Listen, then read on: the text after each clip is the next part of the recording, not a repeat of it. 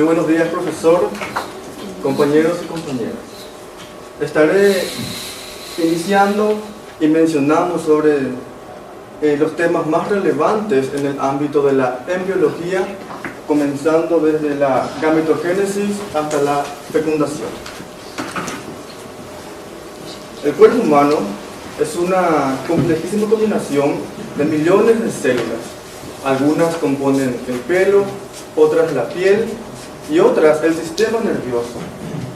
Cada una cumple un papel muy importante en el organismo, pero todas tienen algo en común, que en su interior contiene el ADN, que contiene toda la información genética de esa persona.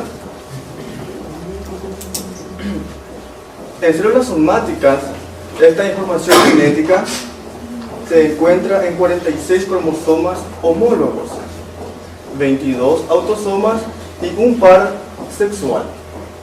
Si el par sexual es XX, el individuo será genéticamente femenino. Si el par es XY, el individuo será genéticamente masculino. Esta información genética se mantiene intacta y completa en casi todas las células, excepto en un caso muy particular. En el varón, en los testículos, pasa un fenómeno muy interesante, que es la meiosis, que se encarga de generar células haploides, los espermatozoides. Estas células, su objetivo es la fecundación. En la mujer sucede un fenómeno muy similar. El óvulo, que también ha pasado por la misma reducción de ADN, que también contiene la mitad de la información genética de esa persona. Esta célula también cobrará sentido solamente en la fecundación. Antes de llegar a la fecundación, debemos entender cómo se forman estos gametos, que es mediante la gametogénesis, que incluye la mitosis y la meiosis. La mitosis es un tipo de división celular que se encarga de repartir el material genético de forma equitativa a dos células hijas idénticamente a la célula madre. Esto sucede solamente en células somáticas. Para entender mejor la mitosis, debemos conocer el ciclo celular, que es un tipo de ciclo, como un ciclo de vida para la célula, y consta de dos periodos principales, que es la interfase y un periodo de división. La interfase es cuando la célula crece, aumenta de volumen, realiza sus funciones metabólicas, traducción, transcripción, replicación, oxidación de glucosa, pero en este momento solamente vamos a detenernos en la fase S, que es donde los cromosomas se duplican para entrar a la mitosis. Acá vemos un esquema general de la mitosis, que posee varias etapas en secuencia, que llega finalmente a la división de dos células y será idénticamente a la célula madre. La meiosis, que también es un tipo de división celular, solamente ocurre en las células germinativas y se encarga principalmente de generar los gametos. Este tipo de división se encarga de generar células haploides. Es muy similar a la mitosis, pero a diferencia es que se forman 4 células hijas con la mitad de información genética. También consta de varios procesos. Se conoce más como la meiosis 1, donde sucede el primer proceso. Luego se vuelve a dividir parcialmente para comenzar la meiosis 2. Pero vamos a detenernos en la profase 1, que es un poquito más complejo que la mitosis.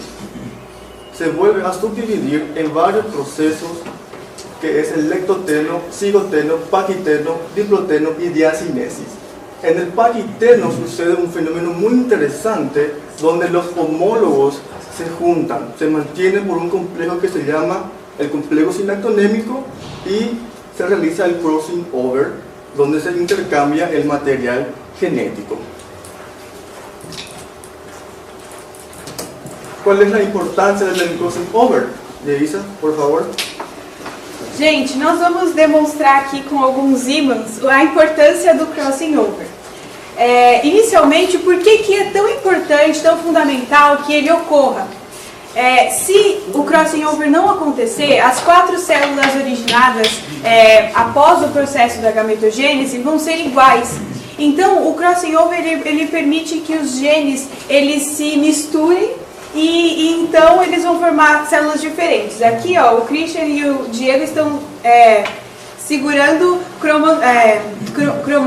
cromossomos que estariam divididos, mas eles não passaram por crossing over, então os genes deles estariam todos iguais. Agora a Guadalupe, ela está segurando aqui, são um par de cromossomos homólogos, e aí se por acaso...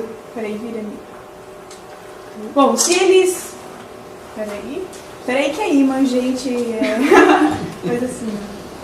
Aí. Se os cromossomos, eles sofressem o quiasma, eles formariam gametas diferentes, cromátides diferentes. Aqui. Então, ó, vocês vão ver que aqui ficou com uma pontinha dessa cromátide e ali ficou com a cromátide do outro cromossomo. Então, isso permite a variabilidade genética. Por que é importante que essa variabilidade genética aconteça? Se ela não acontecer e acontecer uma mudança no ambiente, como todos são iguais, todos iriam morrer. Mas da mesma forma que se todas as bactérias fossem iguais e a gente fizesse um remédio, todas iriam morrer. Mas por causa da variabilidade genética, alguma delas sobrevivem. E por isso o crossing over é tão importante, porque ele seleciona, ele permite a variabilidade genética. Bien. Retomando, puede ocurrir alguna cosa errada en la división. Puede. Acá conocemos el tradicional que es muy frecuente y se trata de la no disyunción. La no disyunción simplemente es el déficit de la separación de los cromosomas en la anafase. Esto acarrea varios síndromes, depende del cromosoma. Lo que ya conocemos es el síndrome de Down, que es una enfermedad genética que afecta en el cromosoma 21, lo cual presenta un cromosoma de más en el par 21. Felizmente es compatible con la vida. Un dato muy interesante es que las mujeres con síndrome de Down son fértiles y los hombres son infértiles. Pasando a otro síndrome, el síndrome de Edwards, que también es una enfermedad genética, pero esta afecta al cromosoma 18. Es una trisomía, lo cual tiene un cromosoma extra en el par 21. Pero lamentablemente, un bebé con este síndrome ya no es compatible con la vida y muere poco después del nacimiento. El síndrome de Patau, el síndrome más lindo de todos, afecta principalmente al cromosoma 13. También es una trisomía, lo cual podemos encontrar un cromosoma de más en el par 13 y lamentablemente ya no es compatible con la vida. El síndrome del triple X.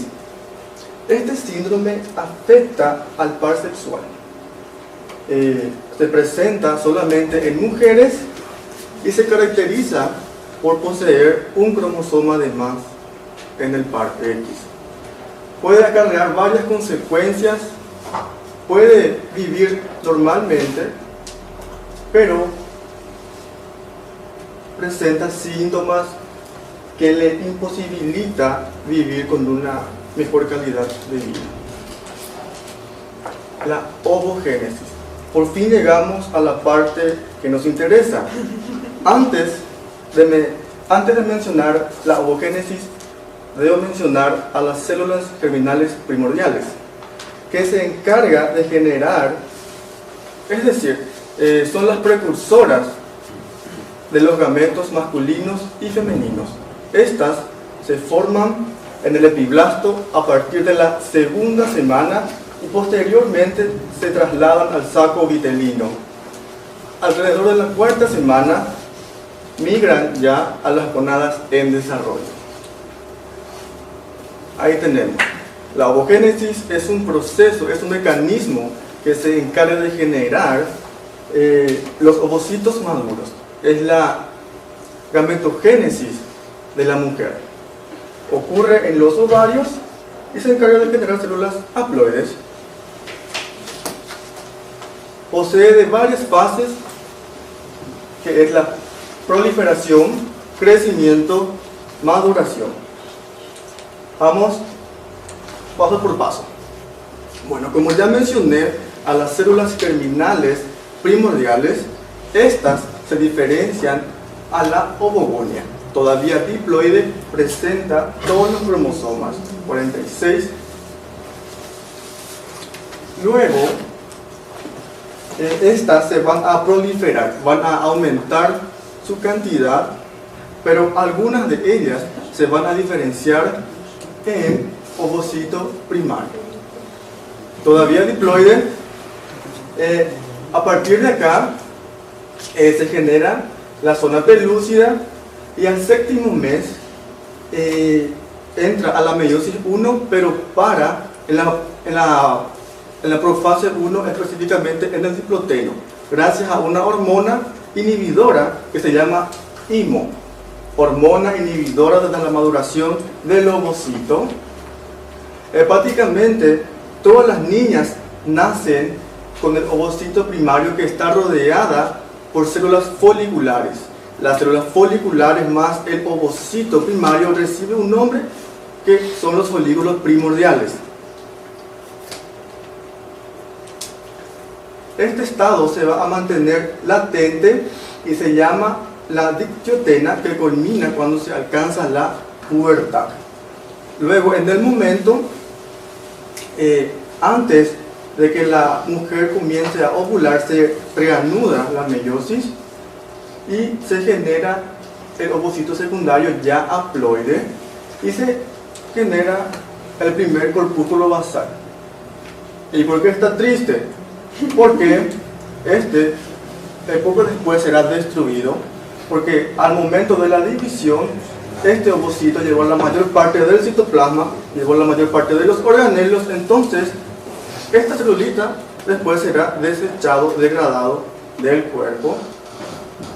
Bueno, en este estado esta célula va a esperar la fecundación. Esta célula solamente cobrará sentido en el momento en que el espermatozoide penetra en ella.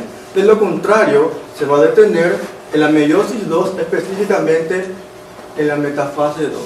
Si no es fecundado, posteriormente se desecha mediante la fecundación.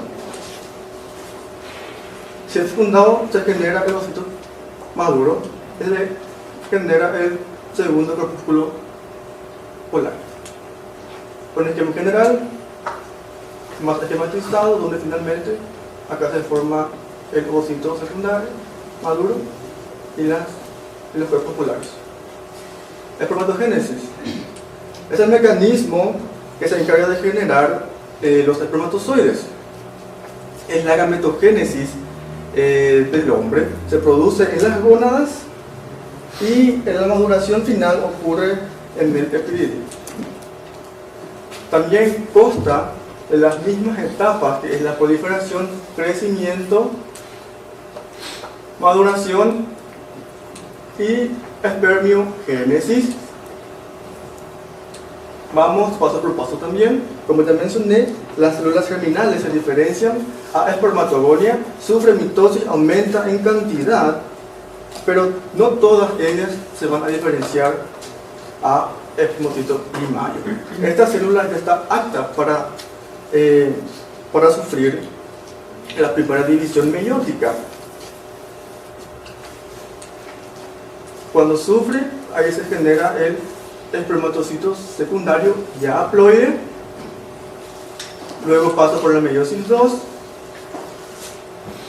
se genera las espermátidas, que ya son casi espermatozoides, ya son haploides con la mitad de la información clínica del individuo. Luego, finalmente pasa por un proceso que se llama espermiogénesis, que será el proceso donde ellos finalmente se van a convertir en espermatozoides propiamente dicho. En este proceso le va a crecer la cola, el acrosoma, se va a diferenciar ya en un espermatozoide maduro funcional. Un esquema general, desde la espermatogonia,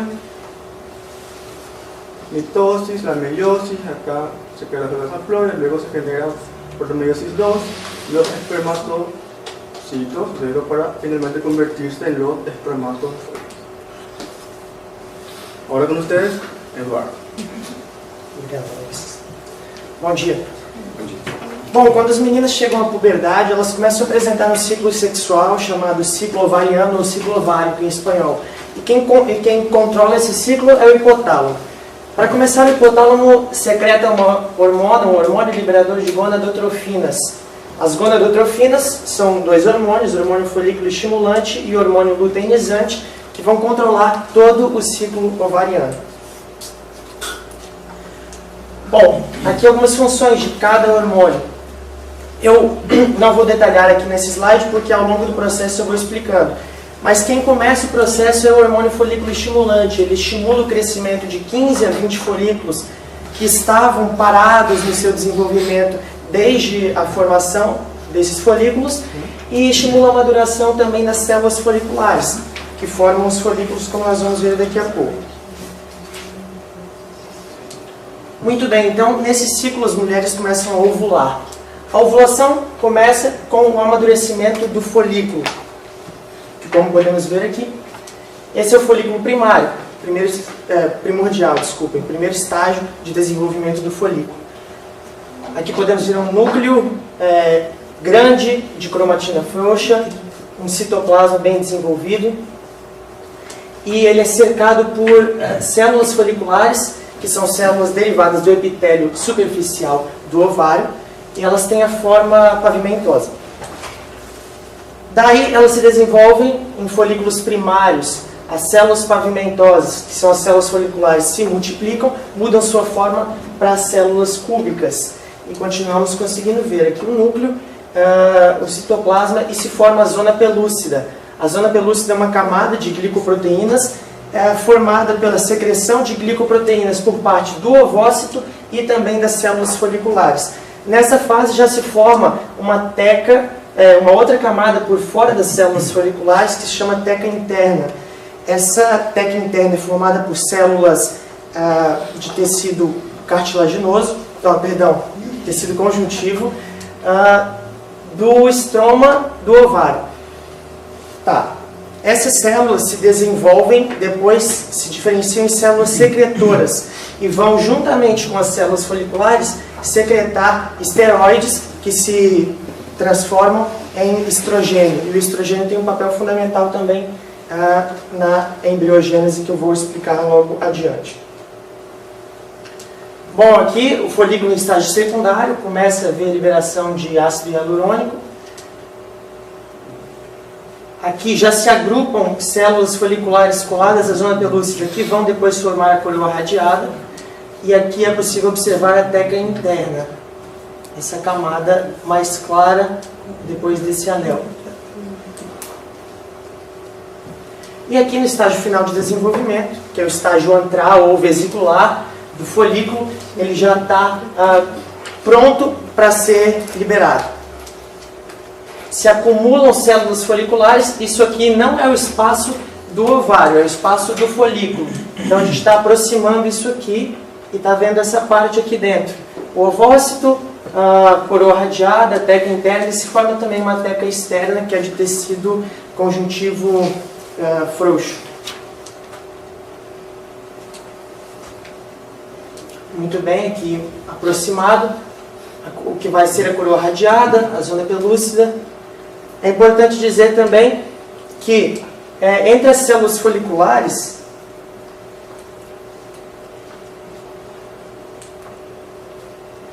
muito bem, ficou escuro. Mas tem as células foliculares aqui e tem uma lâmina basal que as separa das tecas interna e externa, que são tecido conjuntivo. Teca interna e teca externa. Muito bem. Aqui é o esquema do que já foi explicado. Muito bem, depois que o folículo fica maduro, o ócito primário completa a meiose 1, porque ele estava parado na prófase da meiose 1. E, além disso, começa a meiose 2 e para na metáfase da meiose 2. Isso aqui é estimulado pelo fator promotor de maturação, que se deve ao aumento dos hormônios folículo estimulante e luteinizante. Aumenta a atividade da colagenase também, que é em decorrência dos altos níveis de LH, que vai degradar as fibras colágenas que ficam em volta do folículo. Como nós já vimos, tecido conjuntivo é rico em colágeno, então é preciso degradar para que seja liberado o ovócito. Contrações musculares locais na parede ovariana, e aí é expulso o ovócito do ovário. Se forma então a coroa radiada a partir da reorganização das células foliculares, e o corpo lúteo, que é formado a partir do que sobrou do folículo. O ovócito é expulso, sobra a teca interna, as células foliculares, que começam a apresentar, pela ação do LH, uma coloração amarela. Elas se transformam em células luteínicas e formam o corpo lúteo, que produz o estrogênio, fugiu o nome. Progesterona, obrigado. Que em conjunto com o estrogênio vai ser muito importante para preparar o endométrio para receber o embrião. Muito bem, depois que o ovócito é expulso, ele vai para as trompas de Falópio e lá pode encontrar ou não o espermatozoide. Se ele encontrar, a gente vai ter a fecundação, que ocorre na região ampular da tuba uterina. A região ampular é essa aqui. O ócito é expulso, essas fímbrias varrem o ócito em direção à ampola. E aí, se os espermatozoides estiverem ali, vai acontecer a fecundação. Mas antes de acontecer a fecundação, eles precisam ser capacitados, porque eles não chegam e entram no ovócito. É um processo altamente específico. Então ele precisa ser capacitado, ele interage epitelialmente com a superfície epitelial das trompas de Falópio e vai ser capacitado, vai ser condicionado, vai ter removida dele uma camada de glicoproteínas e proteínas plasmáticas seminais, o que vai permitir depois que ele penetre no ócito.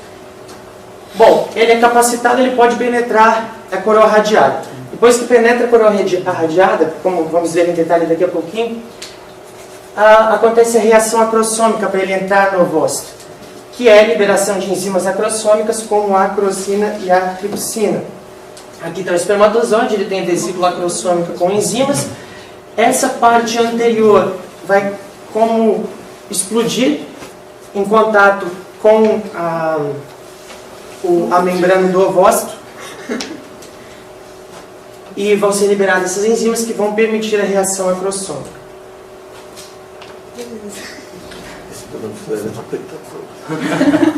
Então aí acontece em 3 fases: penetração da coroa radiada, só espermatozoides capacitados.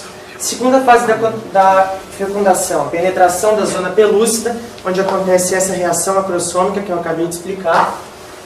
E terceira fase, a fusão entre as membranas do ócito e do espermatozoide. É importante dizer que só um espermatozoide consegue penetrar o ovócito, mas vários se encontram imersos na zona pelúcida. Então esse é o processo esquematizado. Passa da coroa radiada, se liga à zona pelúcida, a reação acrossômica, fusão das membranas plasmáticas e o conteúdo do espermatozoide entra no citoplasma.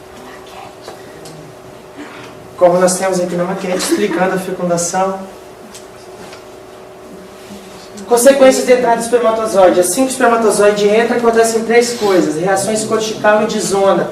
São liberados na membrana, por glândulos corticais da membrana do ovócito, lisossomos enzimáticos que vão ocasionar reações cortical e de zona, modificando a estrutura da membrana do ovócito e também da zona pelúcida, não permitindo que entrem mais espermatozoides.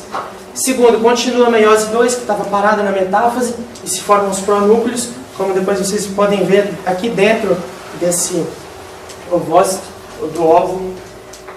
E o terceiro ponto, ativação metabólica do óvulo, então começa a haver as divisões novamente, vai haver a clivagem e assim por diante. Aqui a gente pode chamar de óvulo, até aí é ovócito. Depois que penetra o espermatozoide, aí sim é um óvulo. Aqui o que acontece? Parado na metáfase, entra o espermatozoide, continua, se forma o segundo corpúsculo polar, se formam os pronúcleos, e aí acontece divisão até que se formam duas células. É o mesmo processo, em outro esquema. Opa. Bom, o resultado disso, temos uma célula diploide com uma nova combinação cromossômica totalmente diferente dos pais. Então, há mistura, como no próximo over, e isso é fantástico. Segundo, determinação do sexo do indivíduo se determina nessa parte, pode ser XX ou XY, o ovócito tem um cromossomo X, o espermatozoide pode trazer o X ou o Y. Dependendo de qual for o espermatozoide vencedor, nós temos um indivíduo masculino ou feminino. E terceiro ponto, a clivagem. Sem a fecundação, o ovócito se degenera 24 horas depois da ocitação. Como no nosso processo tem o ovócito e tem o espermatozoide, acontece a fecundação e os processos subsequentes. Era isso, pessoal. Obrigado pela atenção. Quiero llamar a mis compañeros Diego, Cristian.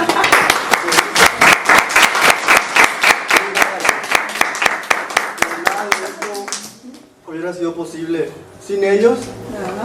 Señoras y señores, que todos ustedes tengan un muy buen día. Só para a gente exemplificar mais ou menos o que tem aqui na maquete.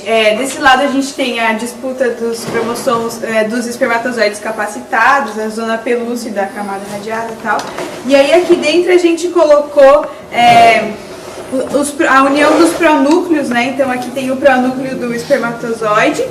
E ali dentro a gente tem o ovócito continuando a anáfase. Então, ele, já que entrou o pronúcleo, ele está continuando a dividir, e aí assim eles vão unir os seus, as suas membranas, e aí vão terminar o processo e vão começar a fecundação, a clivagem.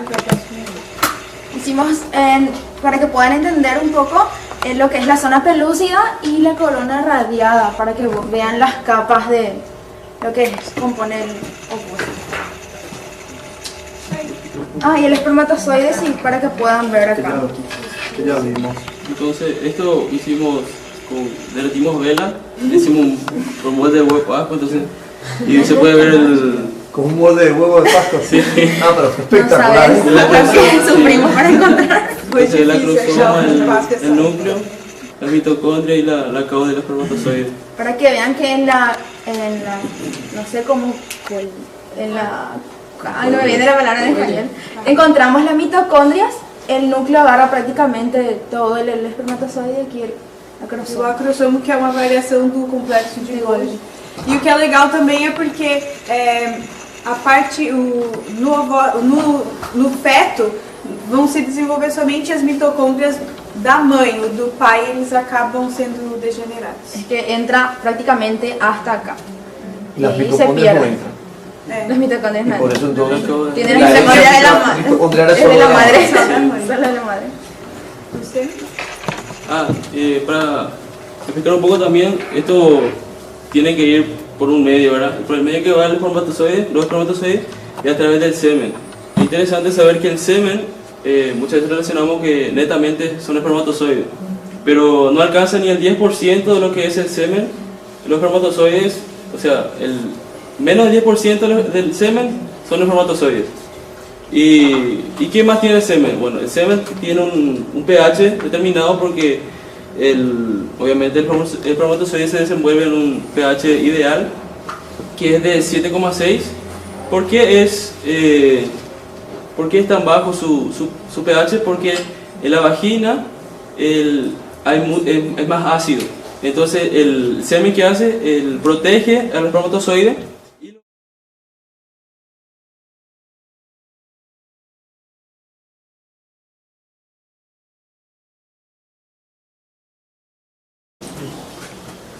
Bueno, buenos días a todos.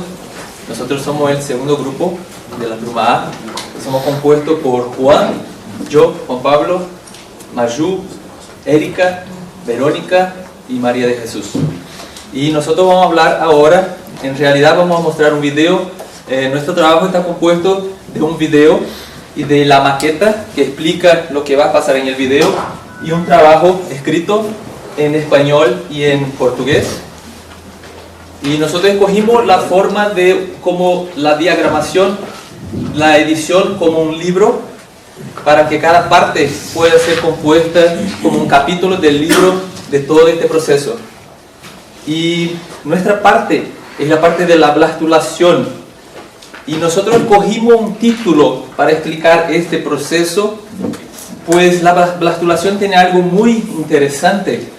Pues nosotros empezamos con una división del cigoto, y como muchas cosas en la vida es una paradoja, y esta división también es una paradoja, pues ella causa una multiplicación de posibilidades para el ser humano. Entonces nosotros sabemos en matemáticas que las divisiones no pueden causar multiplicación, pero en el cuerpo humano eso es posible. Entonces en la vida muchas cosas son posibles que en las exactas no es posible. Entonces todo lo que nosotros, la complejidad que estamos viendo ahora, eso todo empezó de algo, de dos partes. De la primera división que hizo dos partes, que es el dúo, es un dúo, y se va hasta la implantación. Entonces por eso el título del trabajo se llama la división multiplicadora de habilidades, como la de nosotros, que va del dúo a la implantación. Entonces nosotros trabajamos todos juntos, hicimos un trabajo donde todos participaron de todas las partes, y esto es tan complejo como lo que vamos a hablar, porque todos participar de todo no es tan fácil. Entonces todos participaron de la maqueta, del trabajo escrito y del video que van a ver. Esta parte es tan compleja como todo lo que está en la vida. Entonces nosotros tenemos partes muy sencillas que si no pasan, nadie iba a pasar en nuestra vida. Entonces nosotros tenemos las hormonas principales que regulan eso, que ya hablaron el otro grupo, el estrógeno y la progesterona, que regula todo lo que va a ocurrir en estos procesos, y también controla otras hormonas, otras partes que van a decir lo que va a pasar en cada momento. Entonces, por ejemplo, tenemos una oxitocina, el IL-1 beta, que si no existe solamente eso, el embrión no se va a fijar en el endometrio.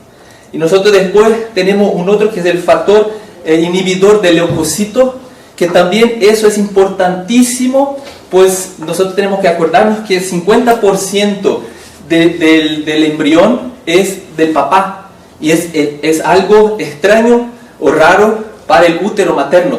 Entonces hay que tener algo que va a aceptar eso, o que va a hacer un proceso para que el cuerpo no lo rechace. Entonces tenemos muchos detalles que están aclarados más en el trabajo escrito, y vamos a hacer el video de una forma general. Vamos a citar algunas cosas que regulan, como anfi-epineuroregulinas, que también aparecen en un momento específico en cada transición que pasa acá. Y después hacemos una declaración de la maqueta. ¿Está bien? Vamos para el video.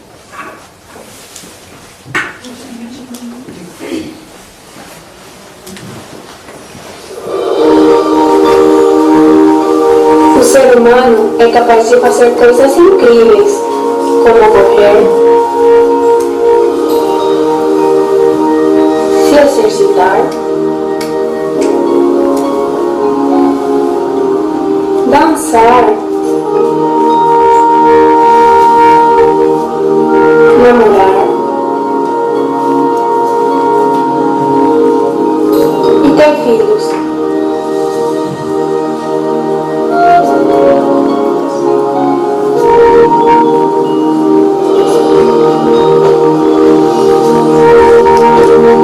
Mas como isso ocorre?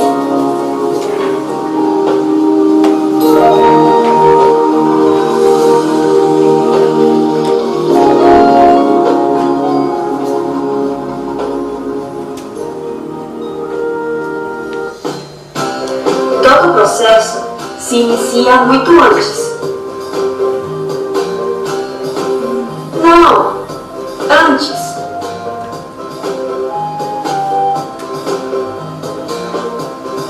ainda antes disso.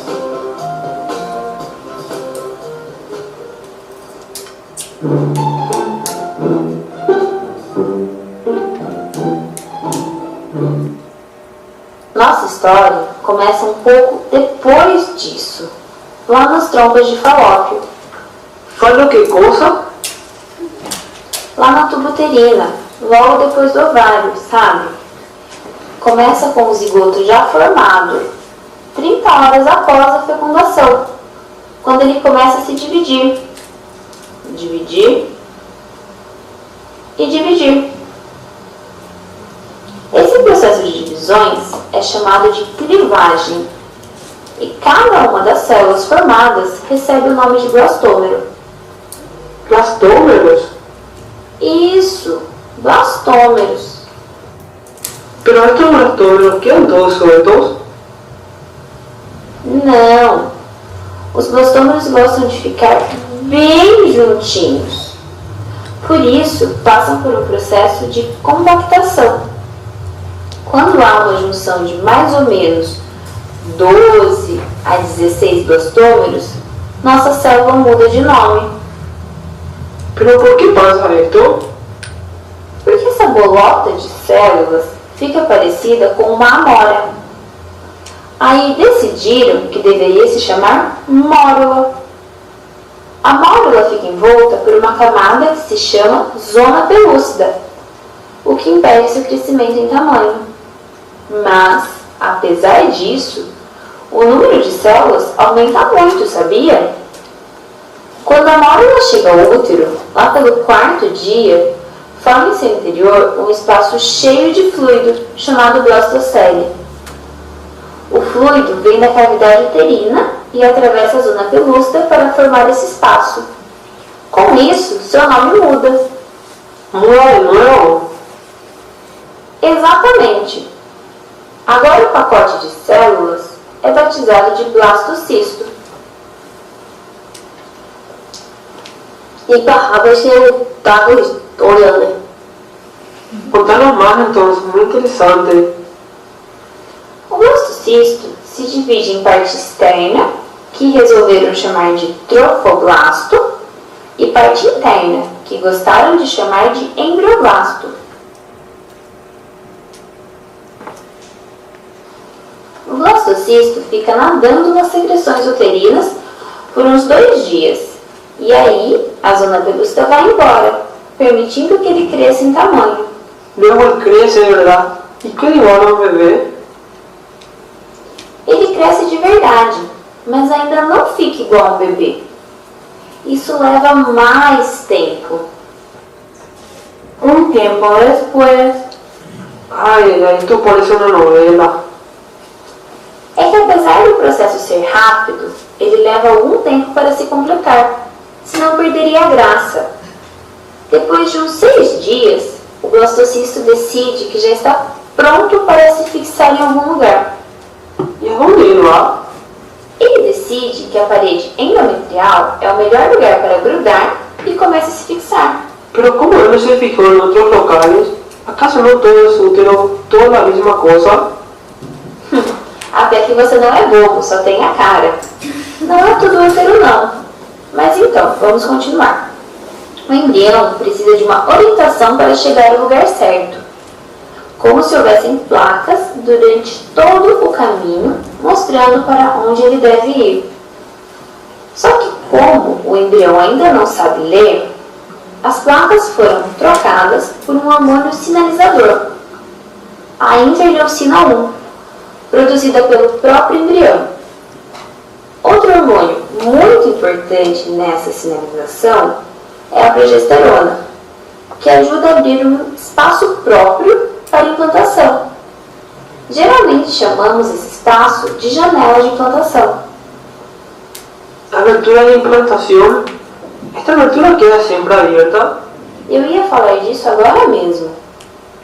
Para que não fiquem espaços no endométrio e não haja trocas indesejadas entre esse e o blastocisto, há outro hormônio, a mucina 1, que funciona como se fosse um adesivo, deixando o caminho fechado por onde o blastocisto passa. Mas, à medida em que o blastocisto vai ficando maduro, pronto para ser implantado, a quantidade de mucina 1 no organismo diminui, facilitando sua implantação. Há uma citocina que contribui para que o útero seja um lugar agradável, para o embrião também. Estava quase me esquecendo dele. Ah, e os hormônios não terminam por aí não. Mas os nomes são tão difíceis que eu nem consigo falar. E são tantos: anfirregulina, beta-celulina, epirregulina.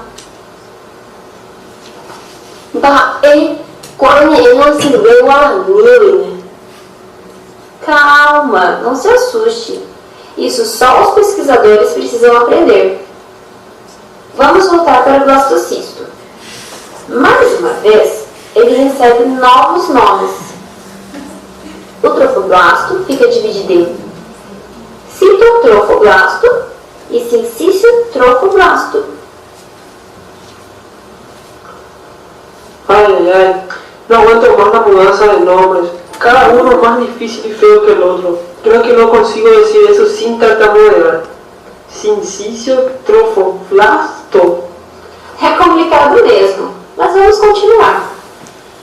Lá pelo 6º dia, o blastocisto começa a penetrar no endométrio.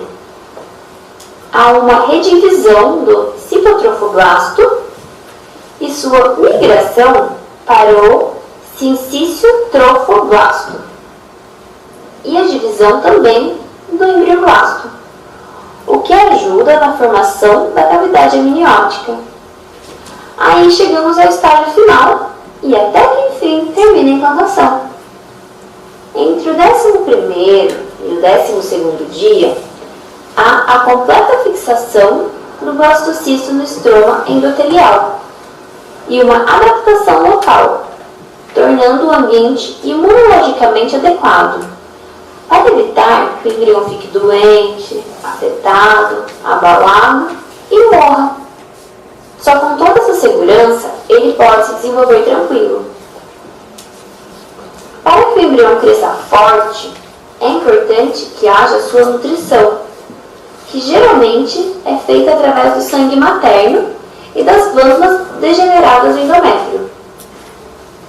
À medida em que o embrião vai se desenvolvendo, as células do sincício penetram mais fundo no endométrio e vai se misturando com os capilares maternos. E isso vai sendo chamado de sinusoides e forma essa circulação útero-placentária para manter a nutrição do embrião. Ah, que bonitinho, me gusta. También tiene todas aquellas estructuras que llegamos a escuchar. El cordón umbilical, por ejemplo, ¿de dónde viene? Cada uma dessas estruturas vem de um lugar. O saco vitelínico, por exemplo, se origina do hipoblasto e da membrana exocelômica, formando essa cavidade que depois se diferencia em saco vitelínico secundário ou o também chamado de saco vitelínico definitivo. O cordão umbilical se forma a partir do pedículo de implantação do embrião, que é o ponto onde o disco germinativo está ligado ao trofoblasto. E nesse ponto, o celoma não envolve ele, podendo então formar o cordão. Não é interessante como tudo é perfeito? Uau, super impressionante! Mas espera aí, tem mais coisa interessante. A famosa cavidade coriônica é formada pela expansão do celoma extraembrionário. Ele vai se expandindo e forma uma grande cavidade, que é o espaço onde o neném vai poder crescer bonitinho. E aí acaba todo? Quase isso.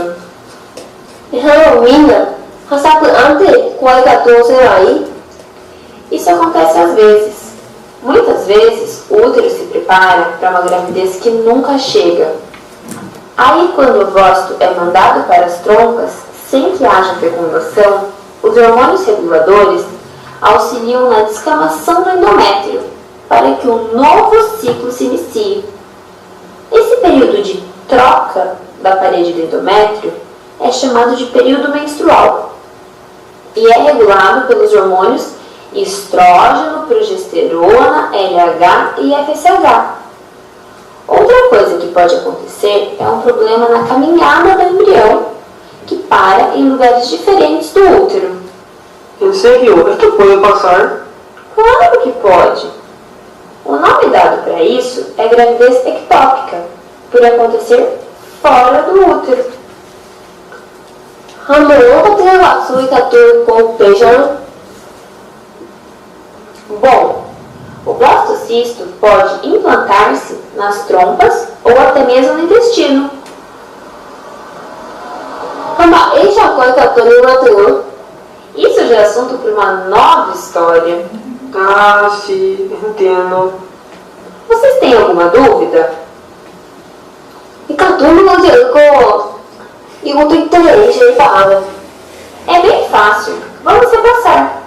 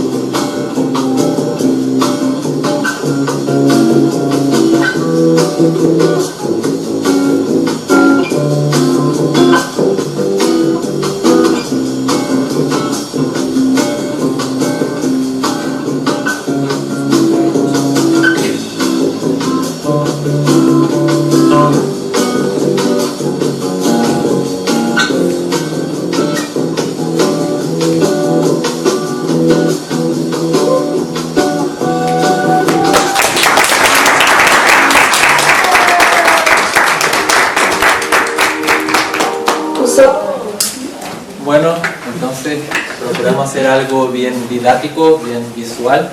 y ahora estamos abiertos para un momentito porque Erika va a explicar un poco la maqueta. Então, Sí, se podem se acérquense. acercar. Essa é uma representação de um útero. Aqui temos a primeira divisão. Por favor, vengan. Acérquense. A nossa primeira divisão, que é o cigoto, que temos aqui, logo passamos para o blastômero, depois passamos para a mórula. A mórula tem mais células, mas não aumentou de tamanho, mas sim aumentou de células. É porque está contida na zona pelúcida. Depois passamos para o blastocisto, que aqui temos o trofoblasto e o embrioblasto. E aqui o blastocélio. Depois passamos, tipo, quando já está mais perto da implantação, o blastocisto. Depois aqui o blastocisto já está implantado. Temos aqui o sincício trofoblasto, que seria a camada externa do trofoblasto, que já passou a se dividir, e a camada interna, que fica como citotrofoblasto. E depois aqui temos a mucosa vaginal. Aqui temos algumas glândulas do endométrio aqui. Depois também podemos ter algumas gravidez ectópica, que não vai ocorrer no endométrio, no útero. Então, ele pode ocorrer aqui na tuba uterina ou pode ocorrer também no intestino, que seria representado por esse aqui. E esse é o ovário. Aqui temos a trompa de falópio. Isso. E aqui não está representado a zona pelúcida, mas existiria uma zona pelúcida, que ficou muito complicado para conseguir colocar. Sim. A zona pelúcida vem até esse estágio, que a partir daqui a célula começa a crescer em tamanho. Até então ela tem sempre o mesmo tamanho. E só as células interiores que vão ficando cada vez menores. Também é interessante saber que o endométrio secreta um hormônio que é a mucina 1, e a mucina 1 não é a favor da implantação. Então, tem um período que diminui a secreção de mucina 1 e o blastocisto começa a secretar a interleucina 1, que é a favor da implantação, é aí que ocorre a implantação, com a diminuição da mucina 1 e o aumento da interleucina 1. Tá? Sim. Muito bonito. Bonitinho, hein? Bonitinho. Eu sei. Dá um zoom na... Gente, que maquete incrível. Gracias. Eu acho que eu vou vender essa maquete. Para ser tocada, para ter uma experiência tátil. Gostei disso, hein? Esta parte aqui do professor. Incrível.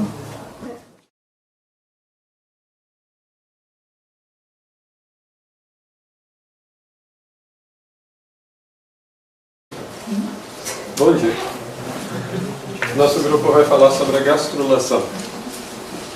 A gastrulação são basicamente 3 eventos que vão acontecer durante a 3ª semana após a fecundação do embrião, 5ª semana após o último período menstrual da mulher. Os principais eventos que acontecem durante a gastrulação são a formação dos 3 folhetos primitivos, folhetos germinativos, que são os tecidos primordiais que vão se desenvolver em outras estruturas do corpo. A formação da notocorda, que vai dar uma série de estímulos para o desenvolvimento do embrião e também vai servir de base para a formação da coluna vertebral posteriormente. E a formação do alantoide, que é a última etapa. A Belém vai começar falando então da linha primitiva e da formação dos folhetos.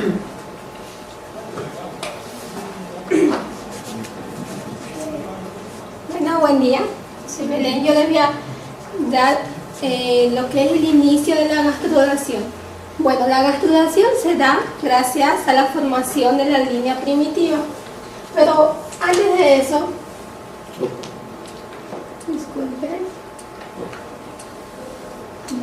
Antes de eso, quiero explicarles que aquí, lo que ven aquí en forma de un círculo es el epiblasto.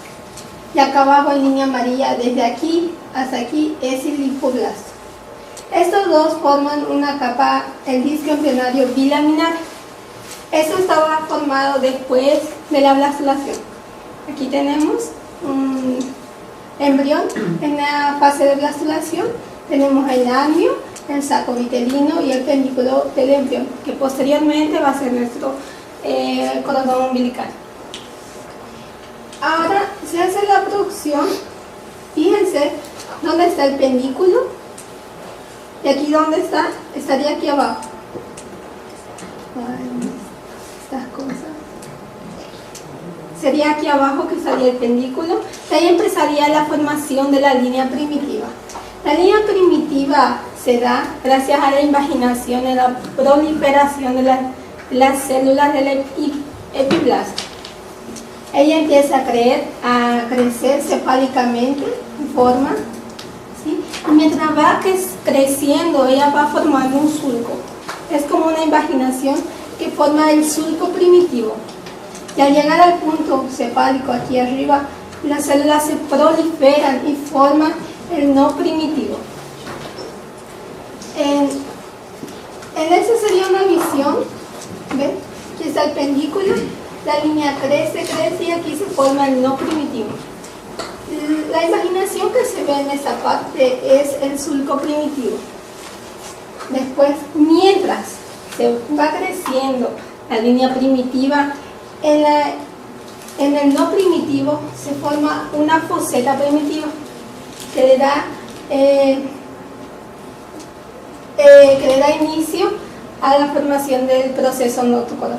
Pero antes de eso, mientras que se va dando la invaginación de las células hacia adentro, se va formando lo que van a ser el disco trilaminar. Porque es lo más interesante de la gastrulación, que se forman las tres cámaras germinativas que le van a dar inicio prácticamente a todas las células de nuestro organismo. Primero, ¿qué es lo que va a hacer? Esa es la línea primitiva, aquí arriba. Esa cosa que ven aquí, medio huecada aquí, eso es el surco primitivo. Las células del epiblasto, ellas descolocan a las células del hipoblasto y forman el endoderma embrional. ¿Cómo las descolocan? Ellas se invaginan mientras se va formando la línea primitiva. Entonces ellas van invaginándose y van migrando hacia abajo y descolocan a esto, lo quitan y forman la camada de células germinativas, que sería nuestro endoderma embrional. A medida que pasa eso, las células se van imaginando igual nuevamente y forman el mesoderma intraembrionario. ¿Por qué intraembrionario? En esta parte, cuando las células van migrando, algunas células quedan aquí arriba, en la parte del epiblasto, y estas células son las que se van a formar el ectoderma embrionario. Y ahí ya tenemos la capa del endoderma embrionario, mesoderma intraembrionario, intraembrionario y el endoderma, que sería el de arriba. El endo, meso y ecto. Disculpe. Ecto, meso y ecto. Y luego de eso se da aquí una capa, una visión mejor, lo que es el endoderma embrionario, el mesoderma intraembrionario y el ectoderma embrionario. Después de eso es el inicio del proceso notocoronal, que Arturo les va a explicar. Para que se pueda entender mucho mejor la visualización de esto, existe un video. Es muy complicado de entender a simple vista, hasta para nosotros, porque es una fase donde las células migran y todas esas cosas que no se puede ver en las imágenes en todas. Arturo va a explicar el proceso notocoronal y el posterior de eso vamos a dar inicio al video donde se explica perfectamente todo. ¿Sí?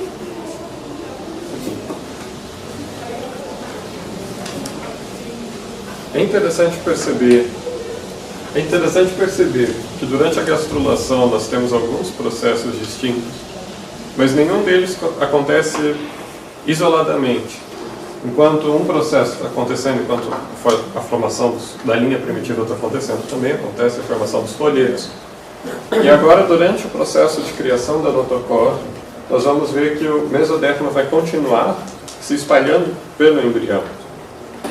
A notocore é uma estrutura que se origina a partir da foseta primitiva, que é a parte mais cefálica da linha primitiva, cefálica aqui, caudal cefálico.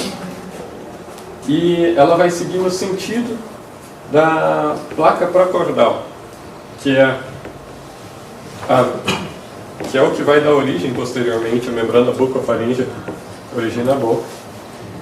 E na medida em que essa linha, esse processo notochordal vai avançando, também a linha primitiva vai descendo, vai diminuindo de tamanho, e ele vai formar um canal por dentro do embrião. Deixa eu ver. Enquanto ela avança, uma série de eventos relacionados a hormônios e a sinalizadores químicos também levam o mesoderma a ser espalhado por todo o embrião. Aqui nós temos a vista por volta do dia 15 nas duas primeiras imagens, a linha primitiva aqui, e aqui a imagem ignorando o ectoderma, que é essa parte azul em cima, aqui é só o recheio que tem por dentro do embrião. E aqui por volta do dia 18, já com o processo notochordal praticamente completo, e com todo o mesoderma espalhado pelo embrião.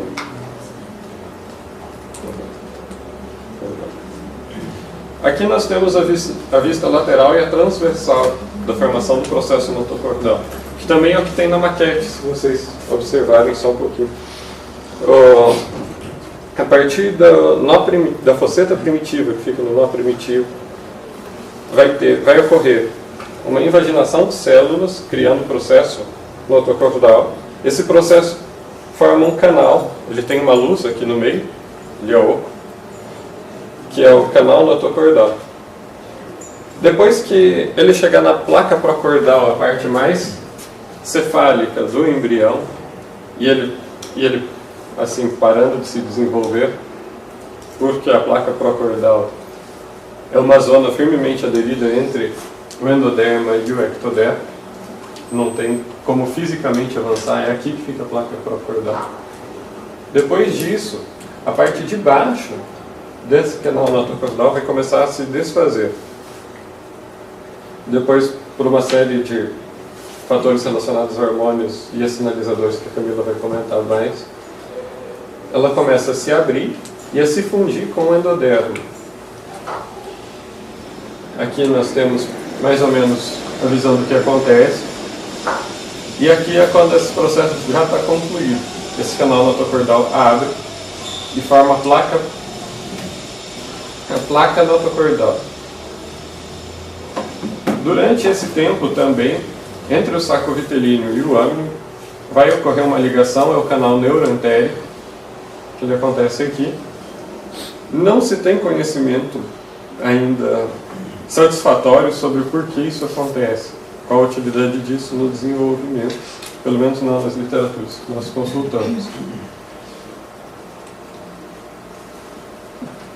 Um pouco após, mais para o fim da terceira semana, a placa notochordal começa a se fechar. Aqui, como a gente pode ver, as duas partes que estavam abertas vão se fechando, e ela começa a formar um tubo propriamente dito. E aqui nós temos a imagem de quando a notocórdia já está completamente formada. O processo de formação da notocórdia também serve para estimular, para causar a formação da placa neural, que vai ser gerada a partir do ectoderma e que depois vai dar origem a estruturas do sistema nervoso. A última parte da gastrulação, e na verdade nem tanto relacionada a esse processo da notocórdia e dos três folhetos, é a formação do alantoide.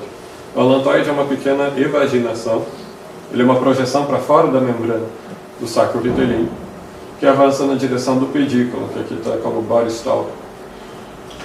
Ele vai, nos seres humanos, nessa parte da gastrulação, depois vai ter como função auxiliar no processo da formação primária do sangue e também na formação posterior da bexiga.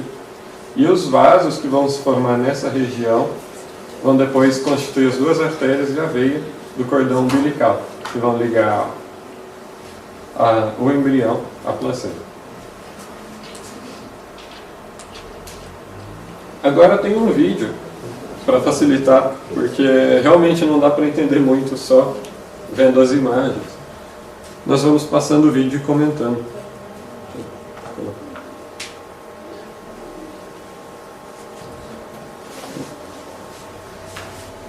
Aqui nós temos o...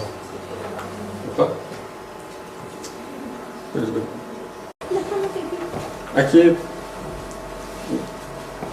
Aqui tem o embrião no estágio mais primitivo da gastrulação, as cavidades e do saco vitelíneo e do ângulo.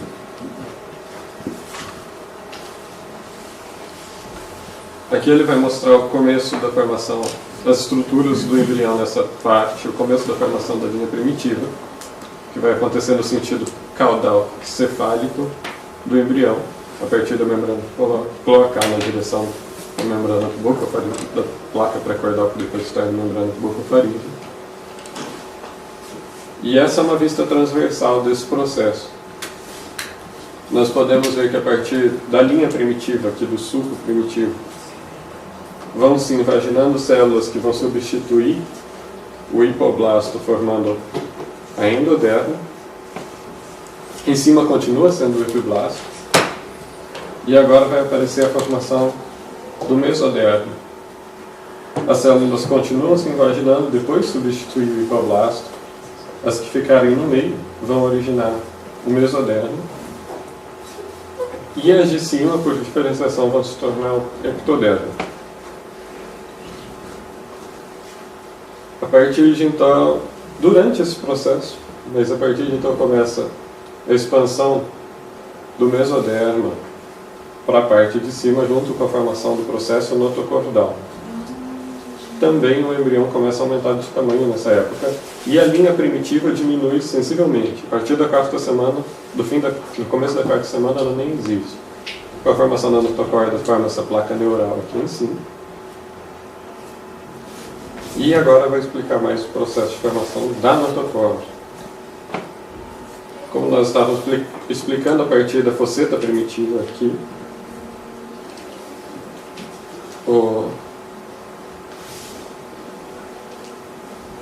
a notocorda vai começar a se projetar na direção da placa pró-cordal, formando o processo notocordal. Aqui no meio tem o canal notocordal.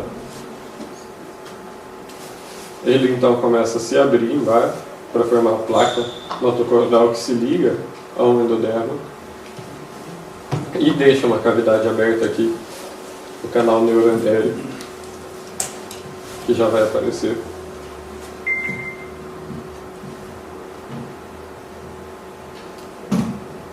Vista lateral e a vista transversal.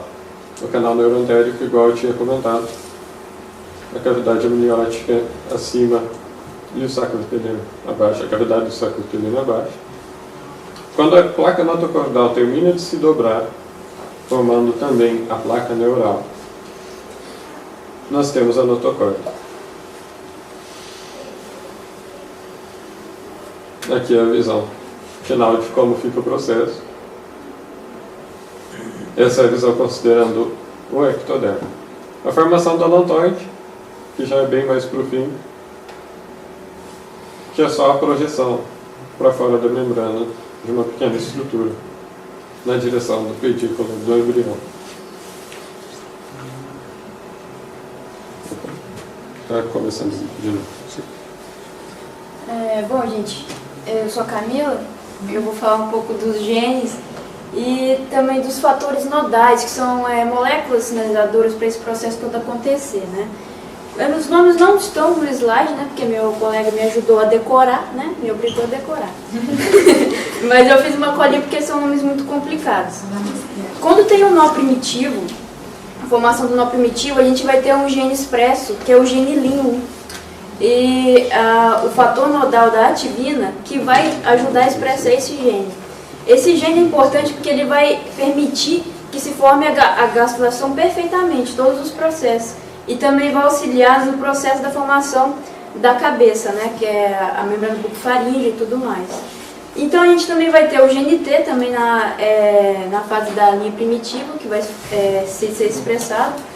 Ele vai ajudar a na formação do mesoderma, né? Porque as células do epiblasto têm que se desagregar e se soltar e se diferenciar em células mesenquimais, formando a gelatina que a gente aprendeu nas aulas de histologia, né?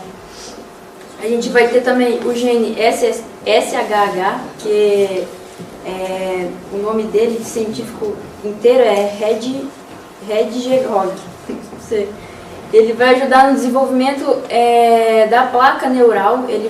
Todos esses genes que estão sendo expressados, eles vão ser muito importantes na organogênese, que eles são expressos nesse momento agora para auxílio da organogênese de todos os órgãos serem desenvolvidos, né?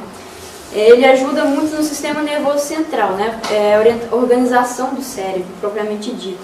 E os fatores nodais, que são as moléculas sinalizadoras, né? Que são as proteínas. Nós vamos ter o TGF-beta, que ele vai agir no mesênquima e é uma proteína que vai controlar a proliferação e a diferenciação celular. Como vocês puderam ver, as células do epiblasto tiveram que se desagregar e formar o mesoderma, e formar o ectoderma e o endoderma. Então é esse fator que vai meio que auxiliar. Temos o fator de transcrição, T-box, GEV-T, que é necessário para a formação do mesoderma também. Os níveis de concentração dele determinam qual camada vai ser formada. Você vê que é um processo muito complexo, tem muitas pesquisas sobre isso. Então, é uma coisa assim meio que ampla e não tem um consenso assim, no meio científico mesmo, né? A gente colocou no trabalho escrito vários artigos mesmo, não tem um livro falando disso, né? O Moore mesmo só cita, o Moore e o Langman mesmo só cita ele no meio da explicação. Então, não é uma coisa assim que eu vou ter para vocês totalmente explicado. Só vou poder dizer a vocês que ele vai sinalizar para essas células se desagregarem, se diferenciarem, né? E também temos a via de sinalização WNT, o inglês, que são glicoproteínas que regulam processos celulares também, de determinação de células de destino. Ah, você vai para cá, você vem para cá. Então é mais uma sinalização para os processos acontecerem, né? E o ectoderma vai produzir a proteína morfogenética do osso, que é a BNP4, né? Resumidamente, são esses principais genes que se tem conhecimento até agora que acontecem no processo de gastrulação e vai auxiliar na organogênese posteriormente. Tá? Só para terminar de comentar o último assunto que nós temos, é com relação a algumas falhas que podem acontecer durante o processo de gastrulação. São duas principalmente que acontecem mais especificamente nesse estágio.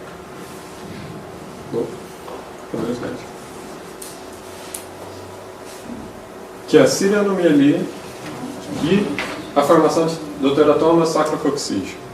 A cilianomelia, a divergência sobre o que causa, eu encontrei pelo menos duas literaturas que traziam possíveis origens distintas, mas é por volta do período da gastrulação.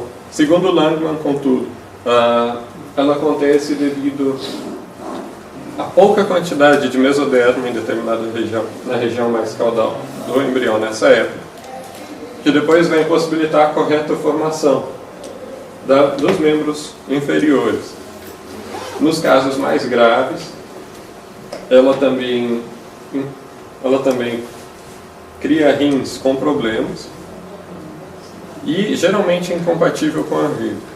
Em casos mais brandos, é possível que haja correção cirúrgica, também afetados por cilianomelia, geralmente tem intestino com a cavidade oca, eles não têm ânus, e com cirurgias de reconstrução nos casos mais brandos. É possível que a criança possa viver. O teratoma sacrococcígeo é originado a partir de células da linha primitiva que não elas não se degeneraram, né? A linha primitiva tem que sumir completamente. Então, quando tem o teratoma do sacrococcígeo, tem células dos 3 folhetos e são células pluripotentes. Então, ela vai gerar justamente isso, porque elas são pluripotentes e não foram degeneradas, entendeu? Tem uma série de tecidos dentro desse tumor inespecializados. São tecidos diferentes. Geralmente a remoção é cirúrgica e não apresenta em geral um risco muito grande ao recém-nascido. Ele pode ser removido. Apenas, segundo o livro do Moore, dos recém-nascidos apenas 10% é maligno. Então, não é tanto um problema quanto a serenomelia, que em geral é fatal. Pouquíssimos casos conseguem sobreviver. Basicamente é isso. Eu recomendo a leitura também do trabalho que a gente disponibilizou, porque no trabalho está bem mais completo. Aqui a gente ignorou uma série de coisas que estão sendo faladas do trabalho, até para não demorar muito tempo. E em anexo ao trabalho, tem um resumo bastante interessante, para mim pelo menos, sobre todo o processo de gastrulação. E é isso. Bom dia. Apresenta o grupo para o vídeo. Então, Arthur, Belém, Camila, Said, Felipe e Marquitos. É isso aí, gente.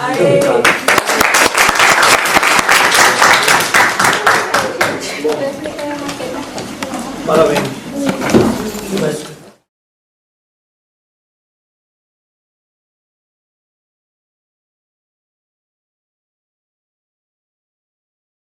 Vale. Bien.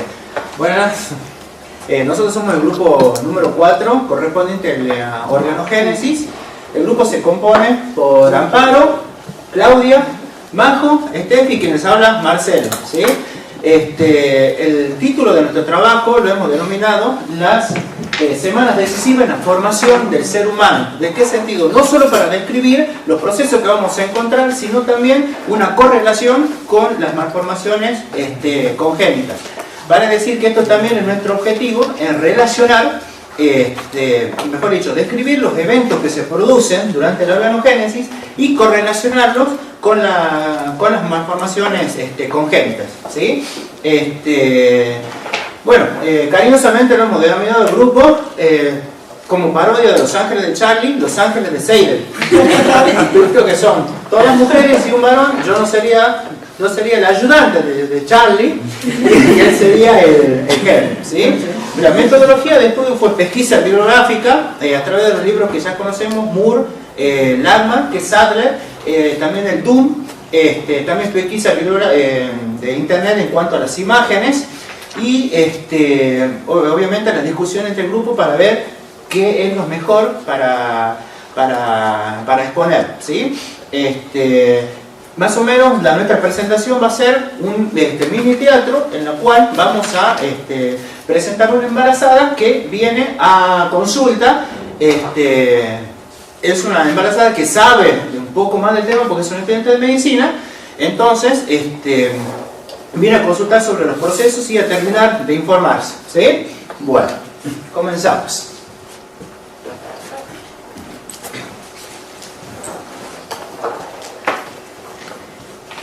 Buenos días, ¿qué tal? ¿Cómo estás? Buen día, ¿Qué ¿cómo tal, estás? doctor? ¿Qué tal, doctor? ¿Cómo estás? ¿Qué tal? Por favor, siéntese.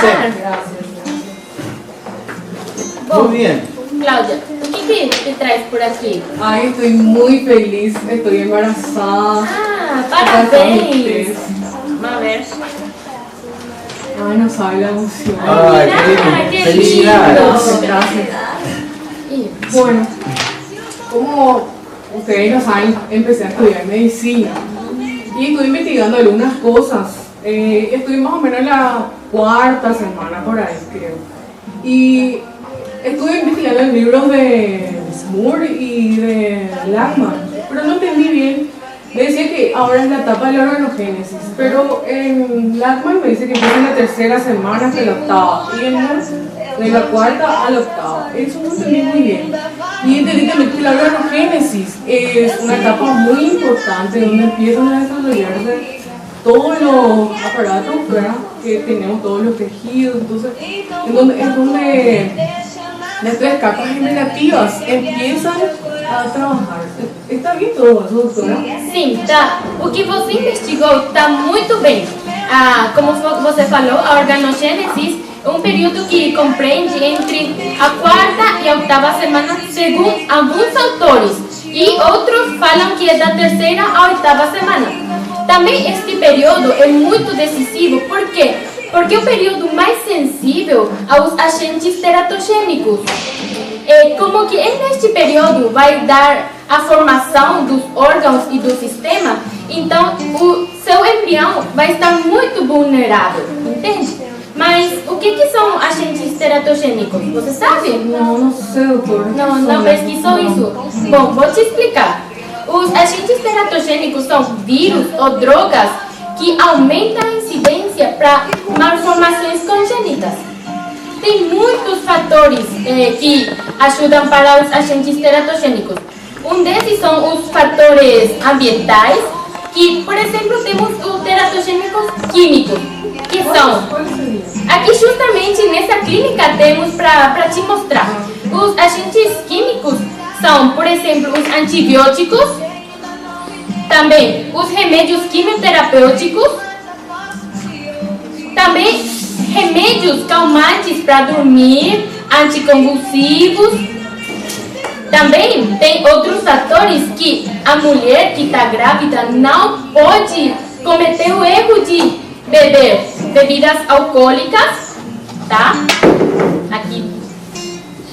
Também o tabaco, o cigarro, não é recomendável para uma mulher que está grávida, porque isso pode interferir na formação dos órgãos e dos sistemas do seu bebê. Então você vai poder desenvolver muito bem o seu embrião.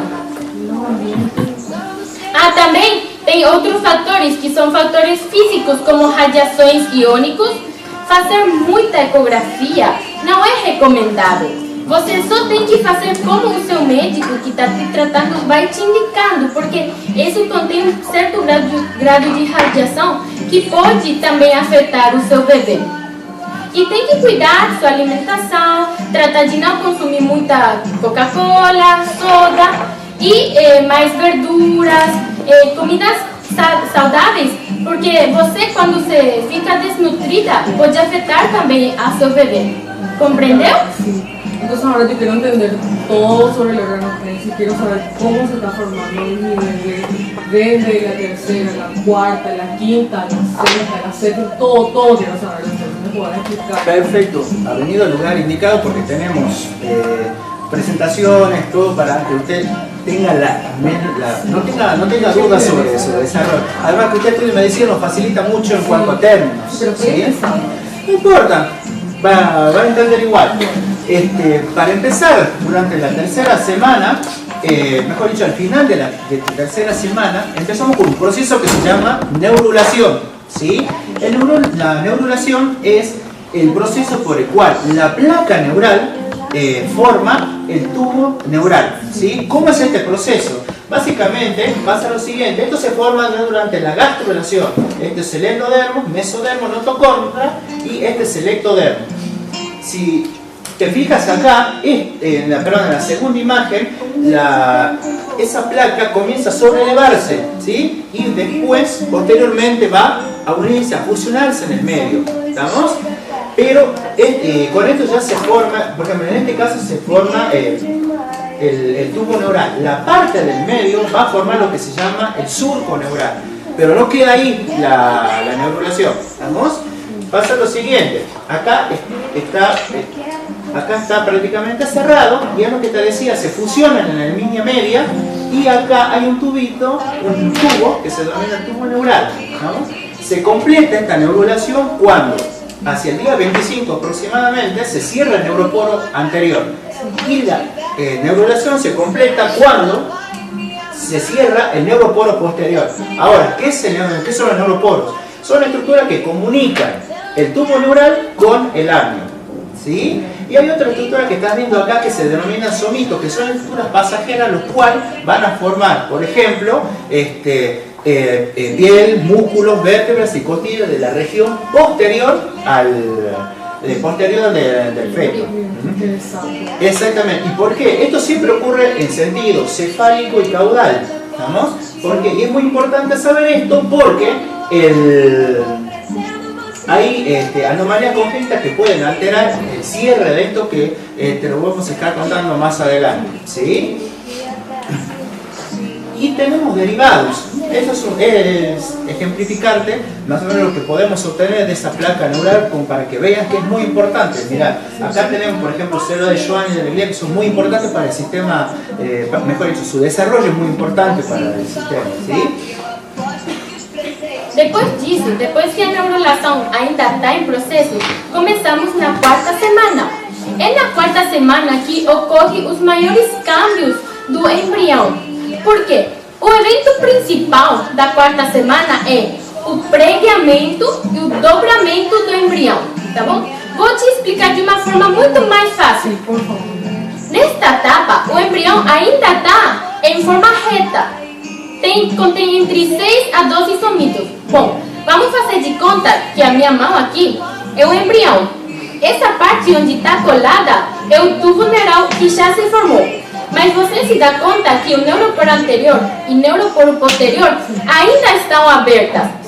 Neste período da quarta semana, do início até o final, o neuroporo anterior e posterior e as pregas neurais vão se fechando, tá bom? Também cabe recalcar que o neuroporo anterior se fecha entre os 25 e 26 dias. Então, e o neuroporo posterior se fecha ao final da quarta semana. Então, a parte cefálica é o primeiro a se fechar e a parte caudal é o último a se fechar, tá? No final, quando tudo isso está acontecendo, também o seu bebê vai tomando forma de um C. Entende? É por isso que o pregueamento, que é onde vão se pregar, vão se unir, vão se pegar, como falam os hispanohablantes, e durante esse processo vai ir se dobrando em forma de C. Assim mesmo que você está vendo aqui na imagem. Também é importante você saber, Cláudia, que durante a quarta semana, a partir da quarta semana, a mulher que está grávida tem que consumir ácido fólico, porque já que está em processo de fechamento, vai ajudar para que isso ocorra muito bem, para que não haja nenhum erro, tá bem? E também é bom falar para você que na quarta semana também vão aparecer os primórdios dos membros superiores e dos membros inferiores do seu embrião. Os primórdios? Os primórdios são a origem. Ainda não vai se formar o braço inteiro já do seu bebê, senão é o brotamento. E o membro superior é que vai se desenvolver mais temprano que o membro inferior. Esse daí se desenvolve já no final da quarta semana. Mas eu tenho uma colega, oi Mar, tudo bem? Ela vai te explicar algumas outras coisas que acontecem na quarta semana. Sim, bom, depois podem se acercar mais para ver. Bom, no dia 24, vão ser visíveis 2 arcos faríngeos, que vão dar aqui. Também vão se formar as facetas ópticas. No dia 26, vão ser visíveis 3 arcos faríngeos. O neuroporo, como eles estavam falando, vai se fechar. E já no final da quarta semana, vão ser visíveis 4 arcos faríngeos. Também vai ser formado o que vai ser mais adiante o ouvido. Perfecto.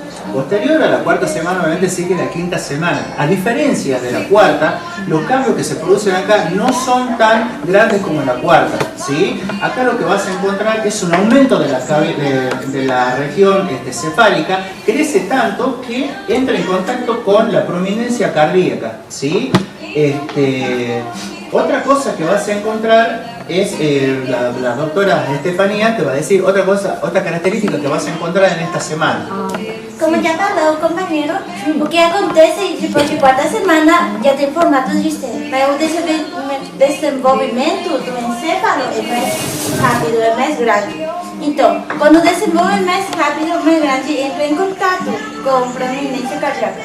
Mas o segundo arco faríngeo, anterior, mostrou que quando tem também um desenvolvimento rápido. Então, quando algo está crescendo muito rápido, também está apertando o que está abaixo. Então, forma um seio cervical. Mas o primeiro, os somitos do superior e inferior parecem a remo mesmo. O que acontece também nesta semana é que você pode ver a crista mesonéfrica, é onde você pode encontrar os rins provisórios. Ali, passando já da quinta semana, vem a sexta semana. E na sexta semana vai se formando já, e é muito bem visível, as regiões do membro superior do seu embrião. Você, com a formação do cotovelo e do punho, você já pode diferenciar qual que é o braço, antebraço e a mão. Também o primórdio dos dedos vão se formar, mas ainda não vão se chamar dedos, vão se chamar raio digital, porque não vão estar se separando. Estão todos juntinhos ainda, entende? Está se iniciando o processo da formação do dedo. Também, na sexta semana, a cabeça é muito maior que o restante do corpo, que da parte da coluna e da parte da cauda. Por que isso? Por o rápido desenvolvimento do encéfalo, assim como a companheira te explicou. Então, a cabeça é um pouco mais grande que o resto do corpo. E também, a partir da sexta semana, já que o seu embrião está bem dobradinho, ele vai começar a se endereçar pouco a pouco, entende? E isso graças ao pescoço. Também a companheira Mago, continua por favor com ela. Também na sexta semana vai se formar o primórdio do óbito, que dá para ver ali. E também a saliência auriculares também. E o meato acústico externo vai ser formado. Posterior a esto, que continuamos con la séptima semana, en esto vas a notar ya cambios mucho más interesantes que en la semana anterior. ¿En qué sentido? Porque empieza una especie de fractura de estos rayos digitales, pero todavía no son dedos, no se forma todavía el dedo. Al principio es como remo, como decía la doctora, ¿sí? Empiezan los rayos digitales que son los rostros de futuros dedos. En esta etapa lo que vas a encontrar es que hay como una quebradura, una progresión, nada más. Y la doctora te va a explicar otra característica también de esta semana. En esa semana también lo que ocurre es que, ¿verdad que ella tiene una ligación, una conexión entre vesícula umbilical y también entre el intestino primitivo? Eso se empieza a estrecharse, empieza a estreitar. Depois isso forma um pedículo umbilical. Mas depois isso também começa, no final da sétima semana, a ossificação dos membros superiores. Por isso meu colega vai falar sobre o que vai acontecer na oitava semana. E a oitava semana é a última parte, a última semana do período da organogênese, né, colega Marra? E eu vou estar te falando da oitava semana. En la octava semana al inicio de la octava semana los dedos ya van a estar formados, pero van a estar unidos todavía por una pequeña membrana, como da para ver ahí en la imagen. Pero para el final de la octava semana tienen que estar completamente separados, porque los deditos tienen que empezar a crecer. También el bebé, su cabeza va a continuar siendo la mitad del tamaño del cuerpo todavía. Para la octava semana ya tiene que desaparecer ahí la eminencia caudal. Ya va a estar visible la pálpebra, los ojos, el pabellón auricular tiene que estar todo ya formado y se va a formar también el plexo vascular del cuero cabelludo. Para el final de la octava semana tu bebé tiene que tener ya un aspecto nítidamente humano. Es muy emocionante, doctora. E não sei, Cláudia, você na sua aula de medicina já deu alguma coisa sobre a camada trilaminar, já sabe? Poco o nada, vimos que a partir de las capas trilaminares empiezan a formarse todos los tejidos y demás órganos, pero no profundizamos mucho. Bom, vou te comentar assim, de forma geral quais são os principais derivados dessa camada. Como você sabe, temos o ectoderma, mesoderma e endoderma para dentro. Do ectoderma vão se derivar o sistema nervoso central e periférico e também seus derivados, como da célula da crista neural. Também as glândulas mamárias vão se derivar dessa camada. Do mesoderma vai ser derivado o tecido conjuntivo, tecido cartilaginoso, ósseo, músculo liso, músculo cardíaco. entende?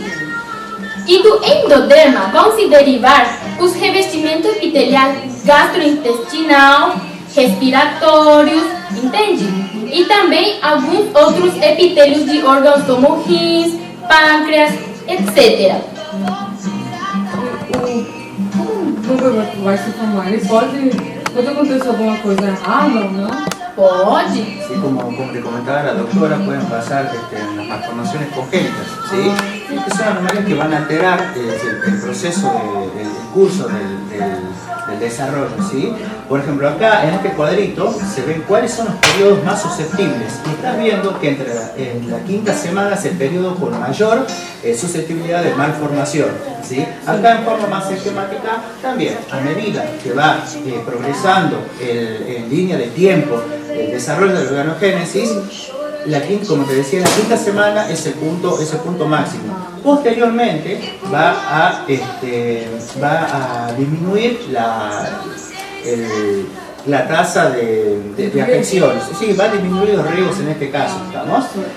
Sí, otra cosa que es muy importante, por ejemplo, si todas estas malformaciones se ocurren entre la tercera semana, hay altas chances de aborto espontáneo, o sea, no nace y lo eliminas. Pero como son células pluripotenciales, tienen la capacidad de repararse por completo, ¿sí?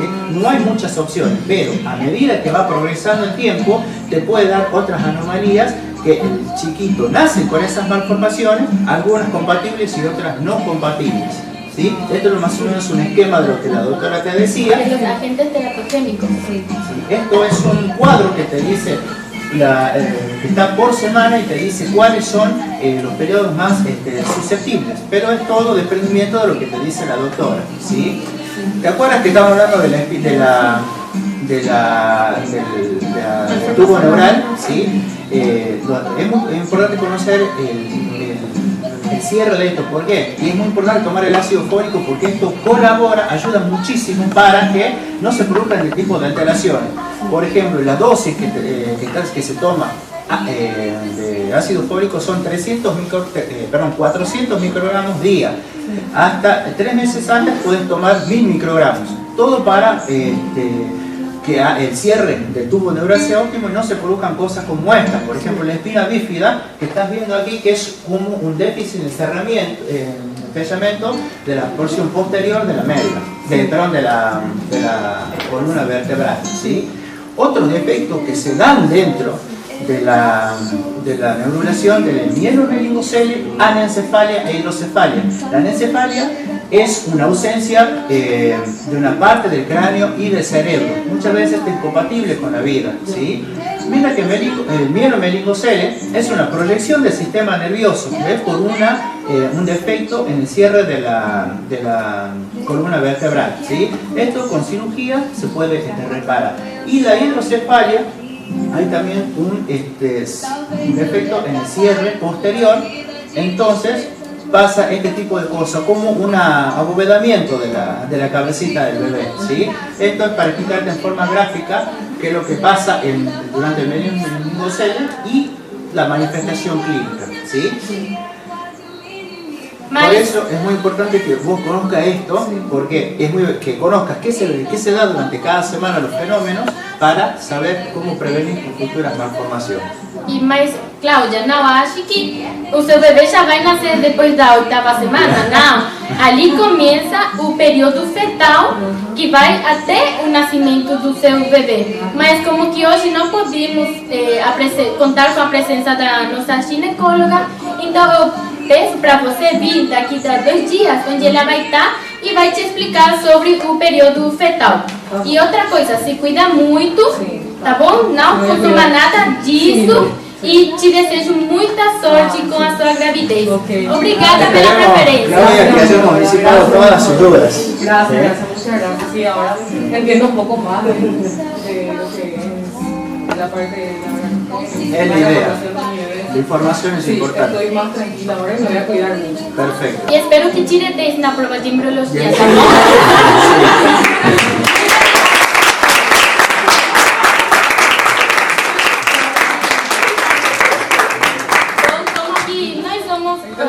O último grupo e queríamos fazer algo especial Bueno, voy a hablar en español menos. Este domingo en Paraguay, como ya sabemos, es el Día del Padre, se festeja el Día del Padre. Y el padre es como una madre también, porque se preocupa por los hijos, les cuida, les protege y hace lo máximo para poder darle los gustos y que nada les falte. Entonces, profesor, en nombre del grupo y como futuro Día del Padre que va a ser este domingo, te traemos un pequeño obsequio, poca cosa, pero con mucho amor. Gracias, grupo, por la atención. Gracias, profesor. Gracias, señor. Ojo, no es soborno, ¿no? No es propina.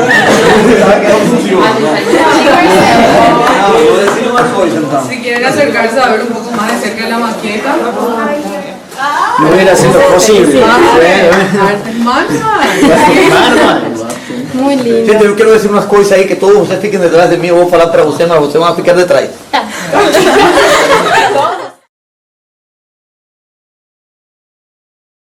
Para mí fue un placer especial, ¿no? Poder compartir con toda esta turma que tengo atrás. Ellos me felicitaron como por el Día de los Padres, pero yo realmente lo siento como hijos, ¿no? A veces yo sé que ellos achan que yo soy muy chato, consigo mucho, que brigo mucho con eles, mas não é assim. Eu só quero o bem de vocês, eu quero que quando passa o tempo eu sentir muito orgulho, e sentir-me muito feliz de haver contribuído com sua formação. E sei que mais para frente as coisas vão ser muito melhor. Eu gosto muito de você, vocês sabem, hein? Eu gosto muito de todo o trabalho.